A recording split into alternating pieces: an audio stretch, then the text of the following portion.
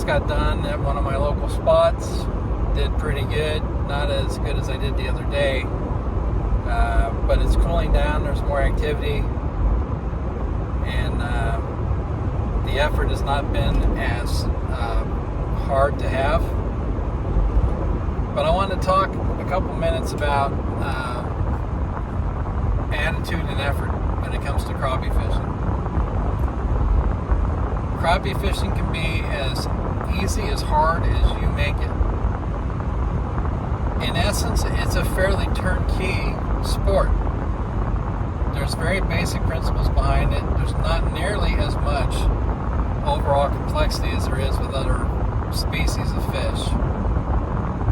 And it's completely up to you when you set out that day, whatever, regardless of time of the year, as to how hard or easy you're going to make it on yourself. I have seen people that have had, I saw one guy had 16 boxes, 4 of which were his hand ties in a whole rainbow of fruit flavors. And the rest were all pre-rigged soft plastics. Except with the exception of one box that was all jig heads. Now I get it. There's times where crappie have a certain way that they want something, certain color will work better than others when you're using artificials. But if you're in an area where it is legal to catch and use live bait, then why wouldn't you? So I most of the time use live bait when I'm on a body of water where I can cast net. But when I don't, I typically use fork tails. Those are the ones that are like the minnow tails, but they're horizontal instead of vertical. Some in two-tone, sometimes laminated, but mostly in baitfish colors. I've got one that is a semi-dark purple and gray with glitter laminate that works really good.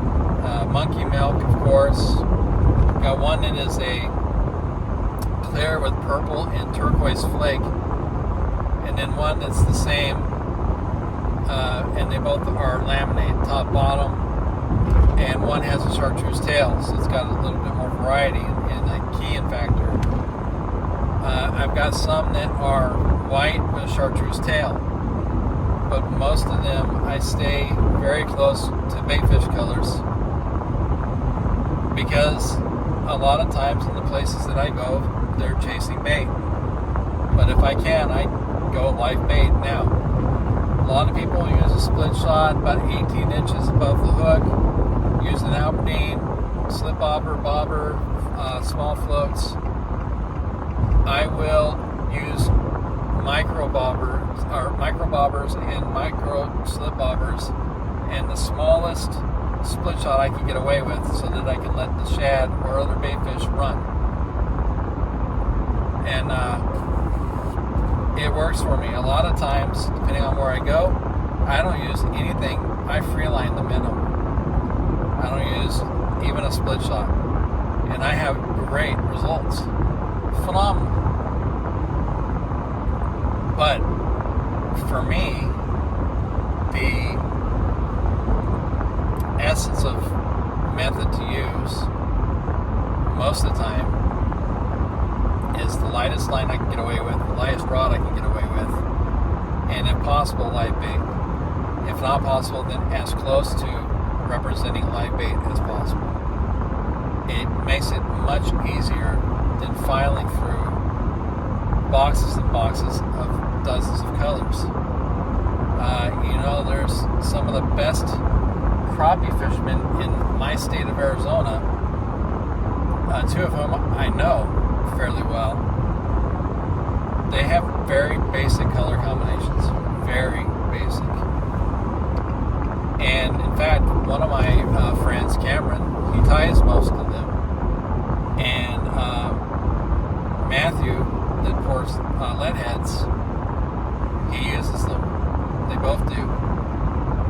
Randy Howden from Arizona Sniper, Crappie Snipers Guide Service, he uses their products, and they do fantastic. And their color combinations are ones that work. I do use, when I hand tie my own, blacks and whites. Excuse me. Blacks and whites and chartreuse tails. I have found that for the most part, a lot of what happens with colors when they get into water, depending on water clarity, water color, and light penetration, most of those colors turn very similar in how they look when they get deeper. The difference is that crappie have amazing eyesight, and they can discern a lot of stuff, but they can't take away that a lot of the colors essentially turn the same look once they reach a certain point in the water. The yellows, the chartreuses, the whites, once they get down to a certain depth and light penetration starts going away, they look more gray than anything else. So it really depends on what strata of depth you're at, light penetration, watercolor, all that. And as long as you know those factors, you can pick a color that you don't have to go through a file cabinet of colors to get out. So, full disclosure, I used to hand tie a lot.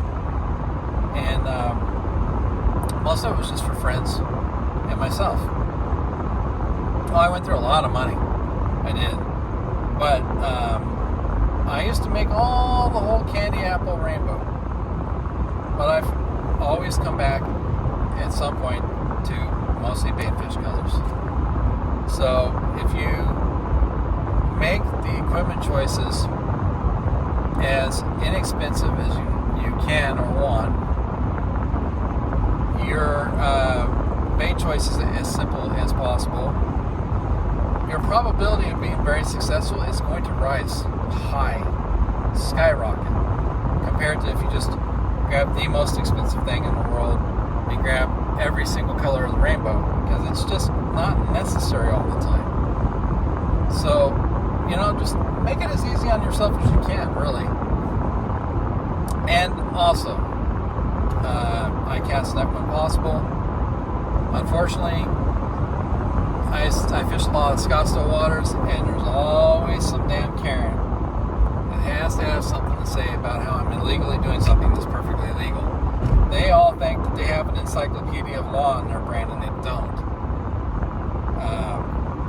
It's unfortunate. I encountered one today. She threatened to call the cops, and I told her, I said, lady, call the cops. They're going to just tell you you're stupid.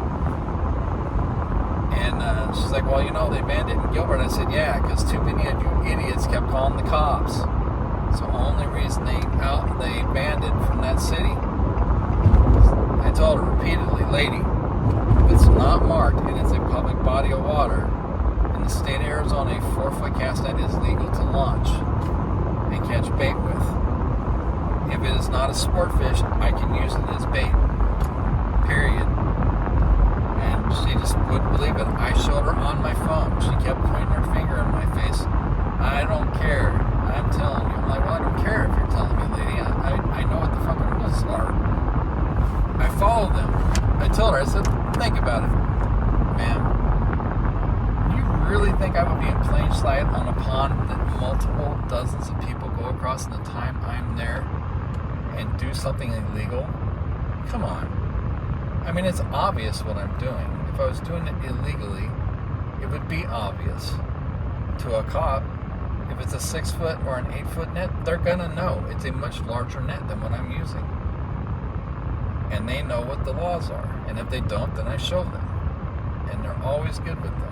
And she just had nothing nice to say to me, kept threatening, never did.